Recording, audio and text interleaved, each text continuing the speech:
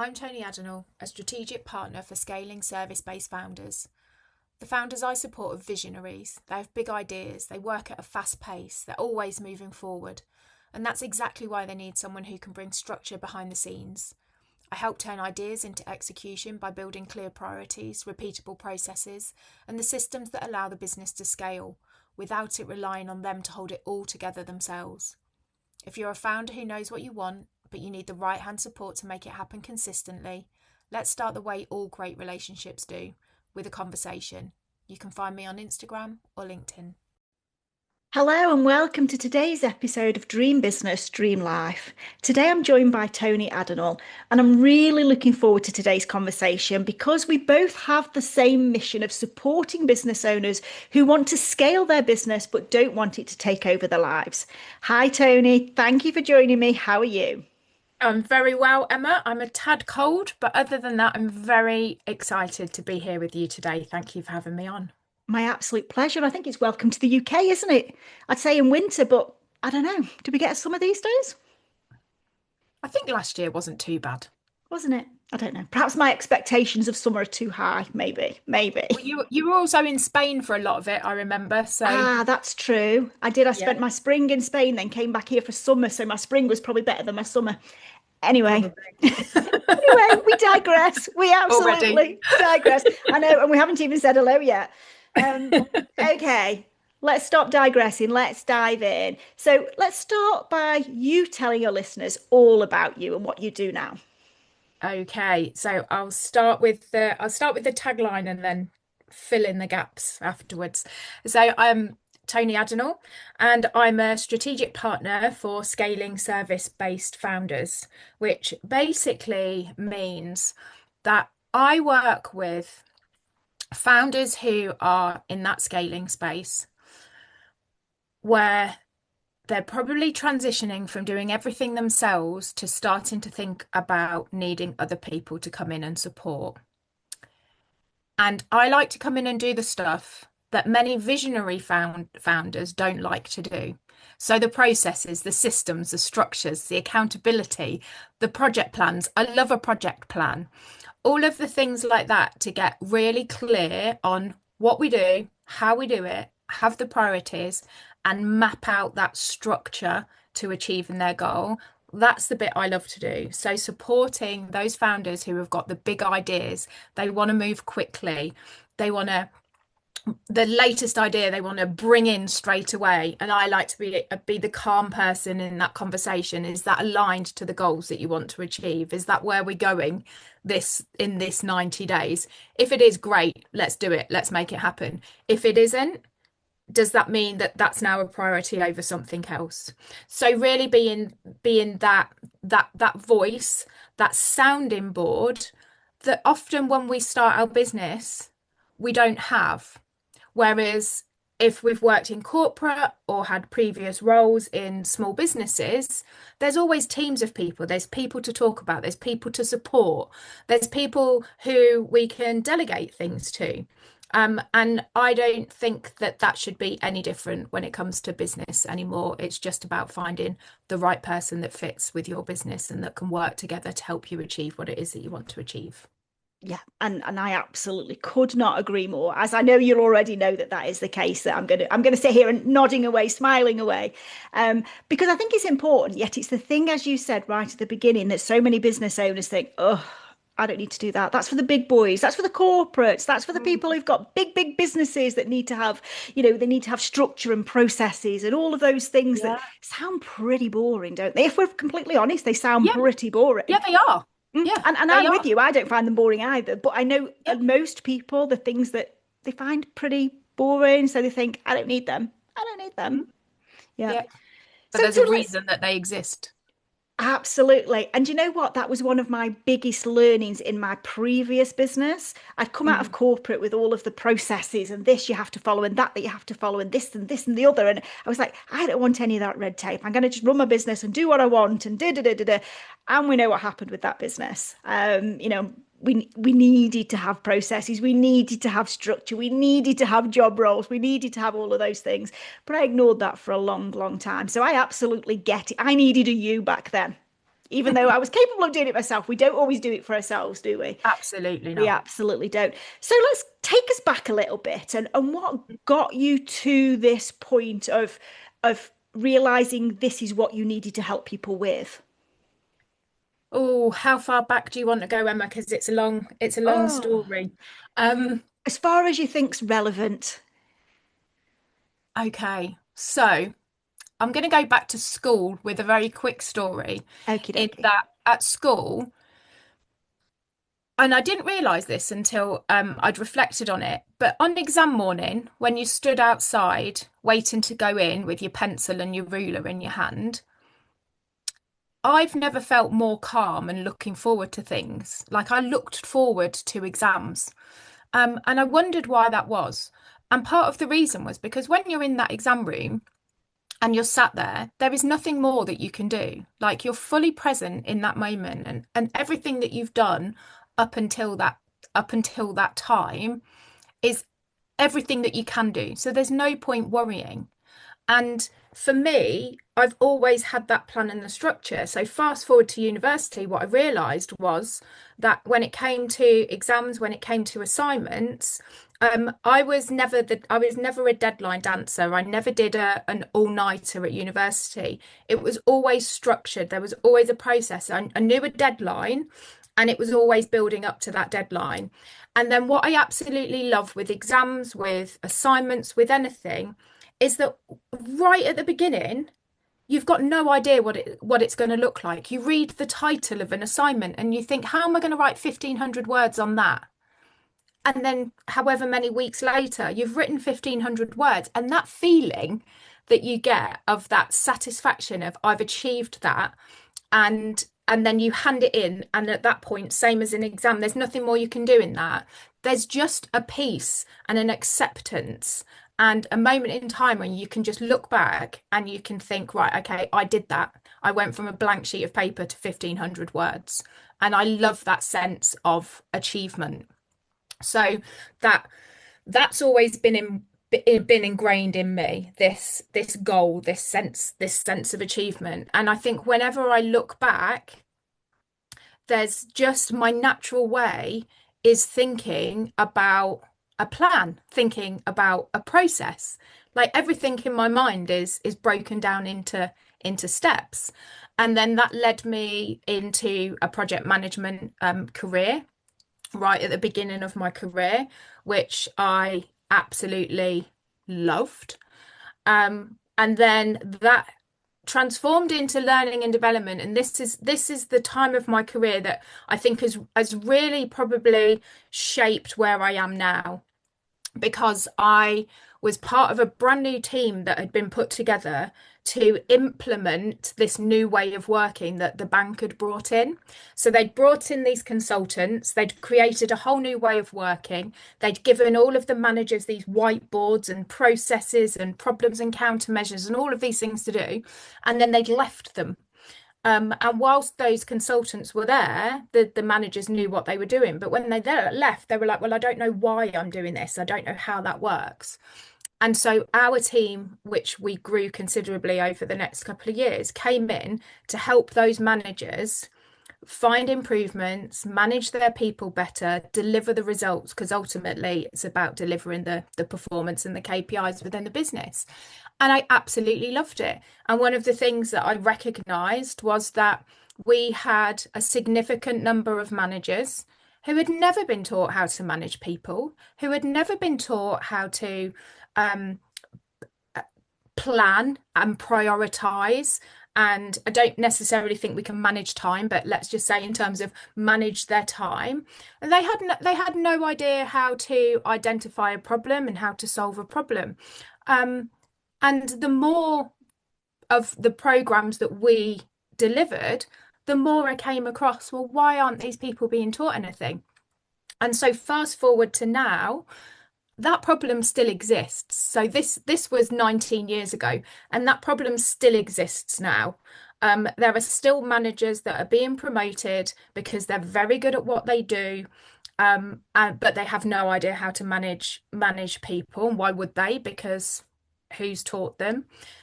And then I've seen that in the business world when I went self-employed and start um, engaging and getting to know people in the business world. It's very, very similar. There's many people that have started their business because it was something that they love doing and they want to do the thing that they love. But then there's so much that goes around that they don't know. And so for me, all of those things come together. It's the things that I do naturally, the things that I love to do, and the things that when I look back on my 24 years experience, I've got so much experience, so many skills, and so much of that I can bring to help founders who are in that position of just about to get to that next stage of business where they need continuous improvement, where they need processes to standardize things so that they know what's working, where they need to start supporting team members, either bringing people in permanently as a team or managing freelancers. And that's something that I can support with. And not only can I do it, it's actually what I've realized I love doing. Which is so important, isn't it? It's so important to enjoy what you're doing. The more you enjoy it, the better you are at it, and the more money you make. Is my honest opinion, my Yep. absolute honest opinion. So when you transitioned from doing what you're doing now in corporate to doing it for yourself, what would you say were the biggest hurdles for you in terms of how different that is? Because we've already spoken about how different it is when you've suddenly got to, you're the social media manager, you're the marketer, you're the systems person, you're the everything, aren't you? How did you personally find that transition? Hard. Um, and if I'm honest, and there are parts of it that I still really struggle with now. So as we've mentioned, sort of the bits that you love, they're the bits that you will focus on doing. And then in my roles, I've always been I had a fantastic career, bar a couple of years and bar a couple of people. I had a great experience. I didn't experience burnout. I was treated well. I had a fabulous balance that allowed me to bring my son up in the way that I wanted to. I was what I'm learning to understand was one of the lucky, fortunate ones because I'm seeing that isn't something that many people experience in the corporate world.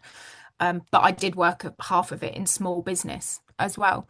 So in those roles, I was always doing what I was strong at and what I could do well. And I was reflecting on this morning. I was in a call in my mastermind, which is one of the things that has really helped me being part of a mastermind. But I reflected on um, whenever I started a new role, I became very good and very successful in that role very quickly. And that's not what I've experienced when I've transitioned into starting my own business. It has taken and is taking a lot longer than I ever thought, wanted, expected it to. Yeah. So that time piece has been difficult for me. Yeah, it's a patience thing, isn't it? You've got to be Absolutely. patient. You've got to wait for the right thing to happen. And do you Yeah. think any of that is possibly because you were trying to not do some of the things that also, like I spoke about in my business, that you were trying to, I don't need to do that, so I'll just do this. I talk about string and sellotape when you're building a business. We all do that, and I think we need to do that to a certain extent. Otherwise, we'd never get started, would we? If we Yeah. waited for perfect.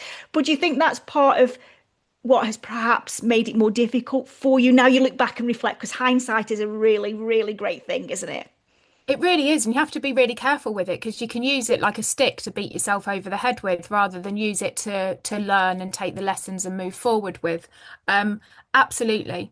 There are things so my inbox, I'll be totally honest, is an absolute disaster zone because just before I left, my inbox had started to kind of rule my day to day in my job, and now I'm sort of fighting against that. It's like, no, I don't want to deal with email.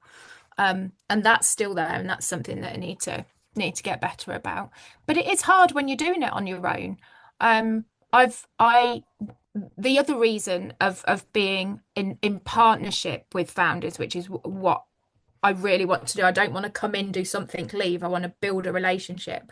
And part of that is because the relationships that I've built with people in the jobs that I've had has made a huge difference. And so you can draw on people and you can sense check things and you can run things through with them.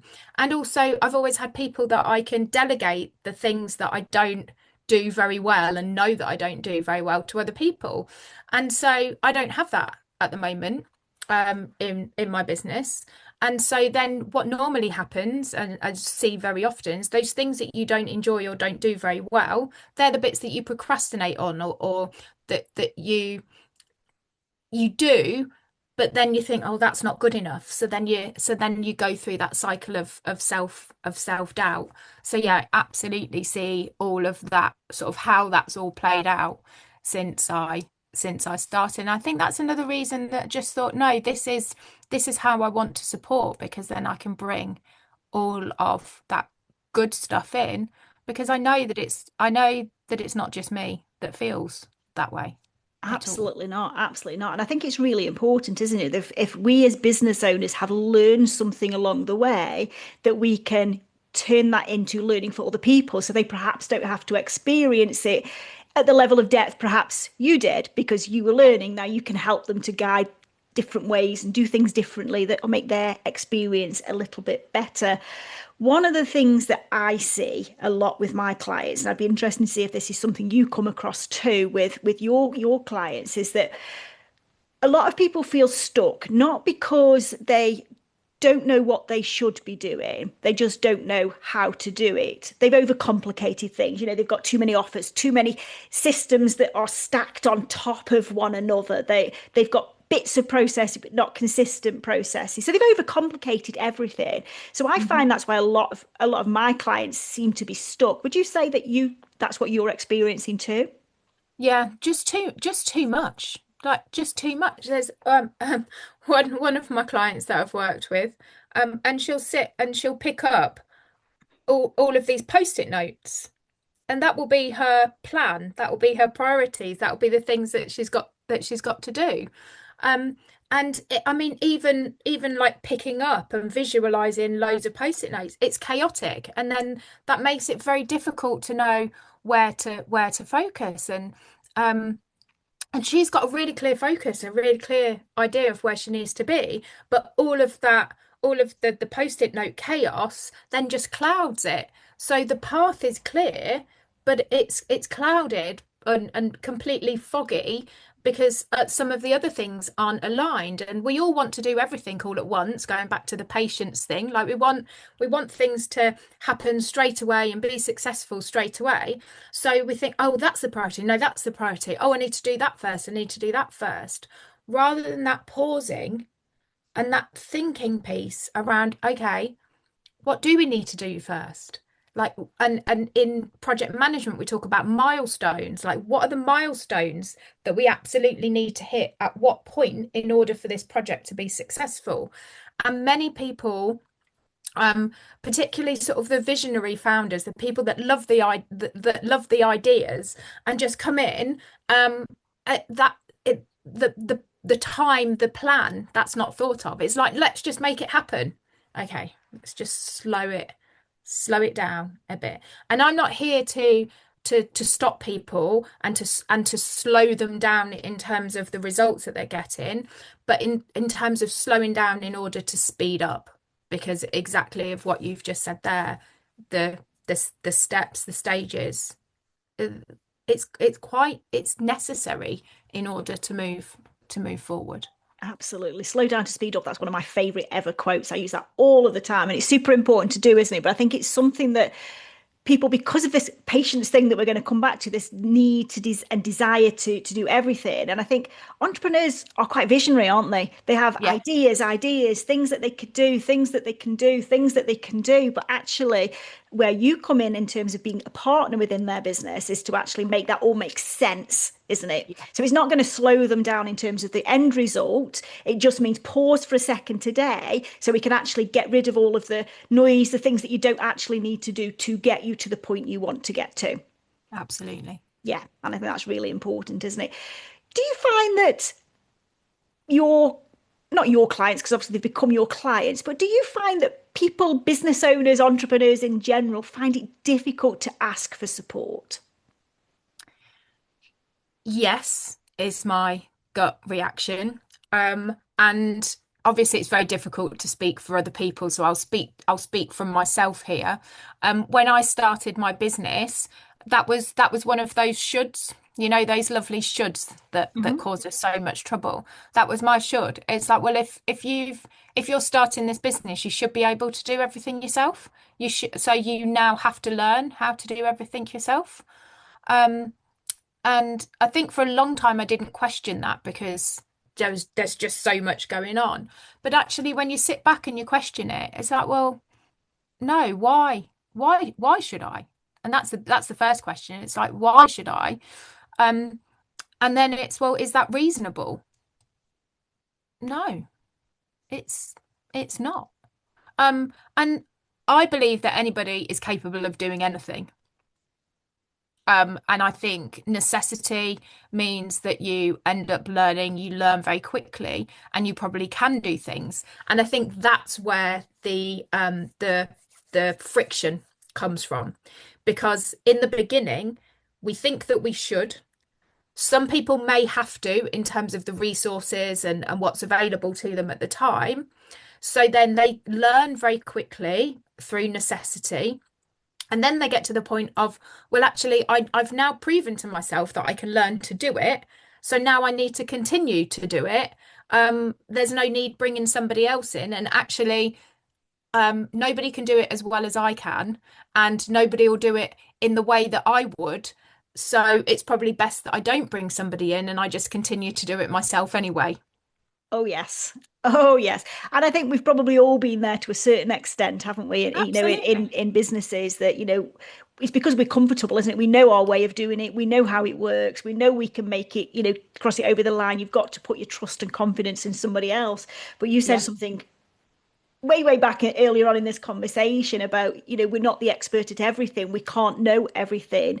We are brilliant at what we do, but what we Mhm. do is only going to be one part of actually running a complete business, isn't it? Yeah. Yeah. Absolutely is. um so what would you say to, if we've got some people listening to this who are perhaps sitting at this point at the moment where they've built the business is doing its thing, it's working, business owners sitting there thinking, I've got all of these things to do, but they want to scale, they want more, they don't want to say, this is it, I'm where I need to be. What do you think those business owners need to hear right now? That they don't need to do it all themselves. That there are people that can support them. And that actually the honest part of it is that it's going probably to take more time than you would like it to get it to where it needs to be in order for you to move on.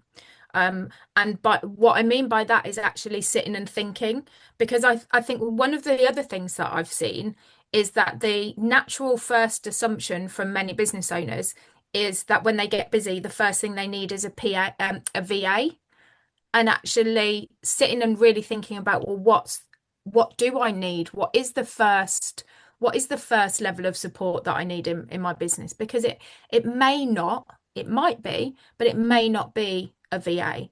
It may be that if you're growing that element, then actually you need somebody to help you support with lead generation, because lead generation is what you're going to need to grow your business. But actually, you either don't like lead generation or you're not very good at lead generation, or there's simply that time constraint because you're doing the delivery as well as doing the lead generation. You want to be growing and doing more. So where are you going to give up your time? So I think there's a real moment of pause to think, well, actually, first of all, what does that look like for me in terms of the business scaling? And secondly, what support do I need? And I think sometimes when we think about delegating and bringing other people into support, often we can give away things and then we can realize the things that we've given away, the things that we enjoy doing, and then we lose a little bit of the joy in our business. And that's again not what it's about. So it's this balance of what are you good at, what do you enjoy doing, and what do you need to get to that next level. And that takes time. And I don't think enough of us, and I will put myself into this as well. I don't think enough of us pause to reflect, to think. I think there's a big bit of the sort of the long-term vision and the goals, and we know where we want to get to. But actually, that pausing and thinking, where are we now and what's our next step? We're always looking ten steps ahead rather than, okay, what's the next step? And it's getting really, really clear on what that looks like. And I think a key part of that, coming back to processes as well, is if you can't clearly articulate to somebody how something works in your business, then whoever you bring in to do anything is going to take you a lot of time and probably a lot of frustration, because when you try and communicate something that's in your head, a process, for example, to somebody else, that can be very, very difficult because you can be explaining it and then you go, oh, hang on a minute. Oh, before I do that, I do this. And it just gets really complicated. So you think you've communicated it, but the person that you've communicated it to, they've heard what they've heard, then they deliver it, and then you think, oh, hang on a minute, they've not done it the way that I wanted them to. They've not done it the way that I've told them to. This isn't working. I'm just going to do it myself. Whereas what actually happened was you weren't clear on that process yourself either because you've held it all in your head. Oh, absolutely. And I've experienced that too. I think I've done all of these things, all of these things, and then some. But that's part of growing, isn't it? That's part of Absolutely. growing into a business and actually understanding, what you need to do, when you need to do it, and how you need to do it. And as you say, you can't do everything on day one. You physically can't. No. Your first priority when you launch that business is to get it out there, isn't it? To actually just Yeah. get people to see who you are and what you do and how you can help them, and then to build upon that. Um, what stage do you think you obviously help people to scale? What stage do you consider them where they are ready to scale? So I think that is a very interesting question in terms of it could look like different things to different people. Um, I think if they're at the point where, in order to achieve the goals that they've set themselves, it's no longer something that they can do themselves, then that's the time to start thinking a little bit differently. Does Okay. that make sense? Yeah, no, it does, and I think that's important, isn't it? I think there's a lot of noise out there, isn't there, in terms of what stage of business is what, in terms of if you're earning 5K months, if you're earning 10K months, if you're earning 20K months. I think there's a lot of expectation around what that looks like. I know a lot Yeah. of business owners who are multi six, seven-figure business owners. They've got no structure in the business. It's No. all held together by string and sellotape, and if they tried to do more, they would probably fall apart quite quickly. Yeah. And, I was one of those business owners. I was a seven-figure business owner with absolutely no structure in place, which took me a long time to be able to say that out loud because how embarrassing. I'm a strategist and I got a business with no strategy, just winging a prayer. Yeah. It wasn't intentional that I built it that way. It's just how it happened because you have a problem, you're so busy, you solve the problem. Yep. You move on a little bit, another problem crops up. Right, okay, I'll solve this problem, but you're solving it on top of something that was already a solved problem. So your Yeah. foundations are super, super wobbly. So I think you can get your business to a really good level financially before you actually realize that your foundations aren't stable. So for me, and that's why I wanted to ask you the question. For Yeah. me, I think, yes, scaling is when you're ready to do the next big thing, isn't it? But actually, in terms of getting your foundations in place, nothing stopping you doing that right from the beginning. I know most won't, and I Yeah. understand that, but there's nothing stopping you doing that if you're that way inclined, is there? Absolutely. And that's the best time to do it because Mhm. otherwise you have to unpick it all. Like you said, a Uh-huh. problem on top of a problem on top of a problem.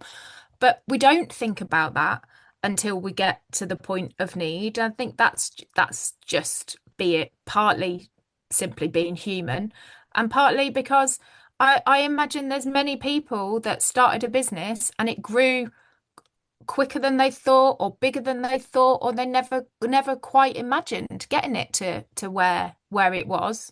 And it was just a case of, oh, it's just happened, going back to the reflection piece, because it's just, oh, hang on a minute, I'm already there. So I think it's difficult to put a number in terms of sort of scaling when you get to six figures on it, because it depends what that looks like. Because you could be bringing in six figures, and although everything's going through you, you can kind of manage it. I think it depends on the business. It depends what that looks like. If it is something that you're doing that is that exchange for time for money position, then to grow, obviously you need more time and you can't create more time. So that might then be bringing on somebody else to do it. And so that's a different choice and a different, I guess, um, option for the business to grow. And it's sometimes it's just having those questions and asking yourself those questions as well. And do you want it? And what does it look like? Rather than thinking, oh, well, I've got to this point now, so I need to build a team, or I need to build an agency, or I need to get freelancers in. Well, do you want it to start with is a great place. And if you're at that point where you're doing all of that, all of the delivery, and you're loving all of the delivery, um, you want to stay doing the delivery yourself and stay sort of as one person in the business. You don't want to bring in a team, but actually you could probably create more time for doing the things you love by having just somebody support with some of those other things and putting some of those processes in place. So it depends what people what well it will always depend, won't it, on the goal and what it is that you want to work on.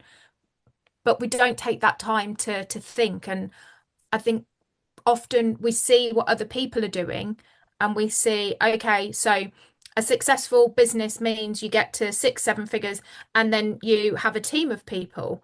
Okay, so I'm going to bring in a team of people. Okay, now I've brought in people. Now what does that mean? Well, hang on a minute. Now they're doing all the things that I enjoy doing. This isn't fun, and now I'm managing people. I don't like this. So it's those answers. It's knowing what's right for your business and where you are, and that's okay to change as well, because what you want now might be very different to what you want in 6 months' time, and then in 6 months' time you may change your mind again. And that's That's okay, isn't that's it? okay. That's okay. Yeah. But have the foundation that you can flex from. Yeah. And I think that's when you start to build a business that doesn't sacrifice your life, isn't it? When you've got some flexibility in your structure and your systems and things that are there. And, even if your decision is to, you want to be a solopreneur and you want to be the only person within your business in terms of doing the do, and for some people that absolutely does work and they can still make, a considerable amount of money doing that. It depends on, as you say, what your business does, doesn't it? And how it delivers that. Yeah, There is still structure and there is still processes and things that you need to have in place, isn't there, to make sure that what you do is consistent. So you want to make sure that absolutely. every client has the same experience when they work with you. So it's looking at things Yeah, like your onboarding process, isn't it? And yeah. so even if it's just you within your business, that doesn't mean that you still don't need some sort of structure that sits there. Absolutely not. And that's a really good example in terms of consistency in client experience. I think that's a huge thing, onboarding and offboarding. But then all of the sort of the back office stuff that happens as well with the processes. If every time you're doing something, so setting up setting up a new contract or terms and conditions, or setting up a new sales page, or anything that you do for a new offer, if every time you have to think through the process of doing that, that's taking time and energy. And we all know sort of how decision fatigue can impact you when you're running a business, because that's what you're doing. You said it earlier in terms of your problem solving, you're making decisions all day, every day.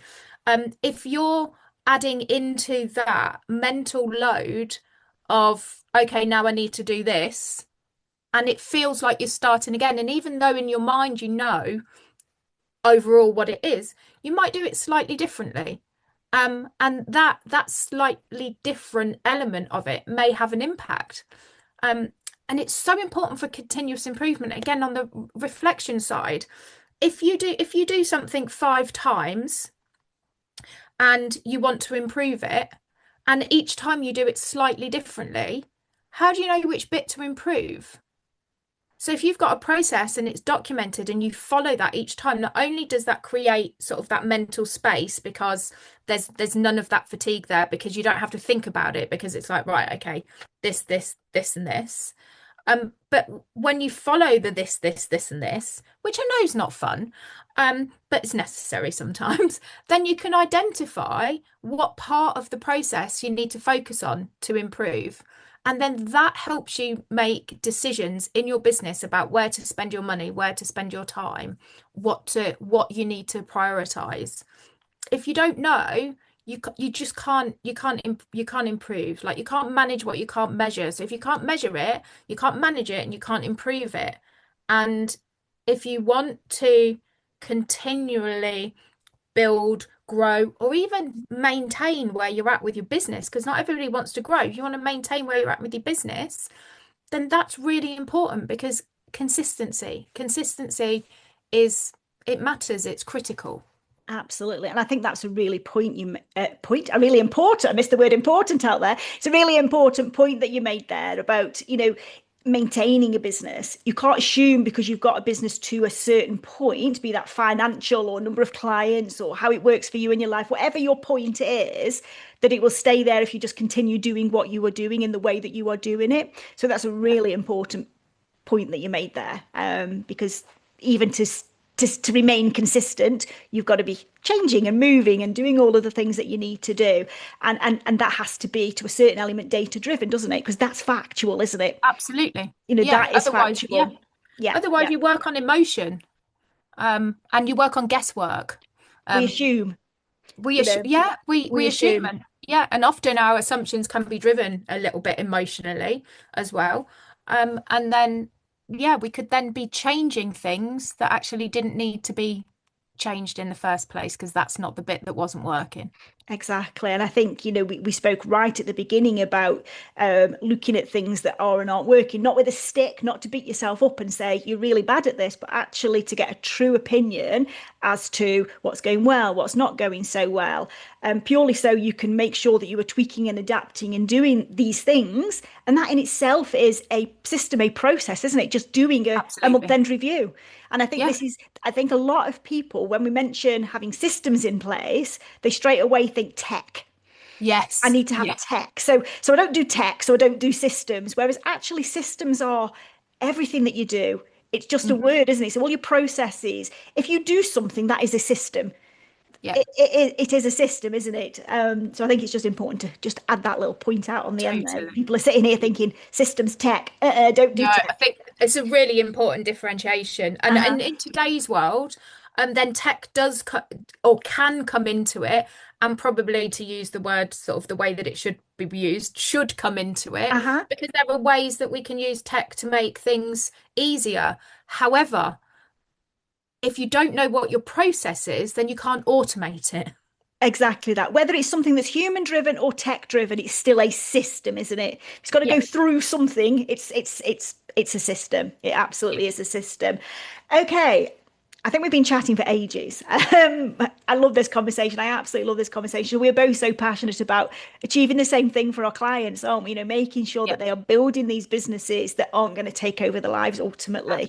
absolutely. So I could have this conversation all day, but sadly we can't. So as we come towards the end of every episode, I always ask my guests to share with us a top tip. So what would your top tip be for our listeners? Oh, which one to choose? Um, I would say take some time, build it in at a cadence that works for you, but to actually sit and reflect on what's working, what isn't. If you've got the data, use the data. If you've not got the data, start to think about how you can collect some data. And it doesn't have to be everything straight away. Think about what's the priority.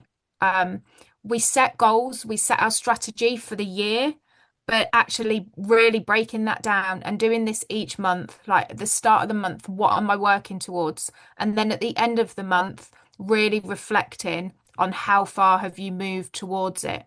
What took you off track?